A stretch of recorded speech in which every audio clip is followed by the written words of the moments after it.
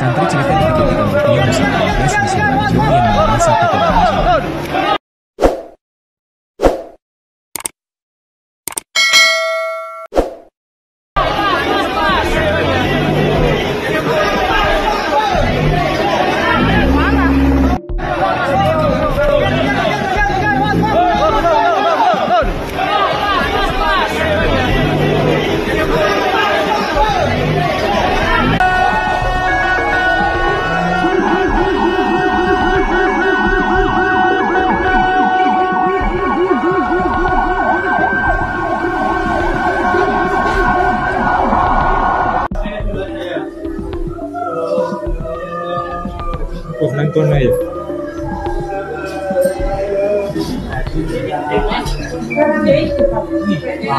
Salah satu santri pondok pesantren Ponpes Al-Hozini, Buduran, Sidoarjo, Jawa Timur, Jatim, yaitu Rizky Ramadan, 19, tak bisa melupakan detik-detik saat musala yang sedang dibangun tiba-tiba runtuh pada Senin, 29 September 2025 kemarin.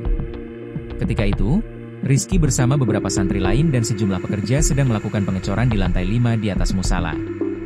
Namun, bangunan yang baru digarap itu tiba-tiba ambruk dan pada saat yang bersamaan para santri laki-laki sedang melakukan salat asar di musala. Saya tidak tahu persis siapa saja yang tertimpa bangunan, soalnya waktu itu saya berada di atas ikut kerja. Anak-anak di musala sedang salat asar, tiba-tiba bangunannya ambruk, ujar Rizky saat ditemui Suryako ID di Rumah Sakit Siti Hajar, Sidoarjo, pada Senin malam. Santri yang sudah 7 tahun mondok di kawasan Buduran itu tak bisa banyak berbicara karena mengalami luka robek pada bagian dagu. Namun, beruntung bahwa luka yang dialami Rizky tergolong ringan. Selain robek pada bagian dagu, ia juga menderita luka pada dahi serta pipi kiri. Rizky tak mengalami luka cedera sehingga diperbolehkan istirahat total secara mandiri di rumah. Di rumah sakit yang sama, ada seorang santri dalam kondisi kritis yang dirawat, yaitu Furqon. Ada pula puluhan korban luka sedang hingga ringan.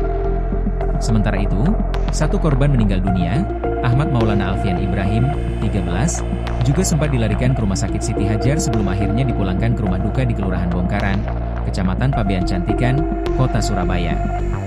Berdasarkan informasi yang dihimpun Suryako ID sampai Selasa, 30 September 2025, jumlah korban yang dievakuasi imbas kejadian ini ada sebanyak 87 orang. Para korban menjalani perawatan di 3 rumah sakit berbeda wilayah Kabupaten Sidoarjo. Rinciannya, 38 orang korban luka di RSUD Sidoarjo, 4 korban luka di RS Delta Surya, dan 45 orang korban luka di RSI Siti Hajar, termasuk 1 korban orang yang dilaporkan meninggal dunia. Kabid Humas Polda Jatim Kombes Pol Jules Abraham Abbas mengatakan, pihaknya tetap berfokus pada proses pencarian terhadap korban yang dimungkinkan masih terjebak di balik reruntuhan bangunan. Kami tetap fokus pada evakuasi. Evakuasi dan korban-korban itu menjadi hal yang utama karena kita harus mengutamakan pada sisi kemanusiaan, ujarnya di lobi Gedung Bidang Humas Polda Jatim, pada Senin. Lebih lanjut, Jules menyebut, Bidang Kedokteran dan Kesehatan, Biddokes, Polda Jatim juga telah mendirikan posko Disaster Victim Identification, DVI, di dekat lokasi kejadian ambruknya bangunan Ponpes tersebut. Sudah langsung mulai malam ini juga ada posko. Nanti tentu akan melakukan identifikasi bila mana diperlukan terhadap korban-korban baik mengumpulkan data-data antemortem maupun postmortem, tuturnya.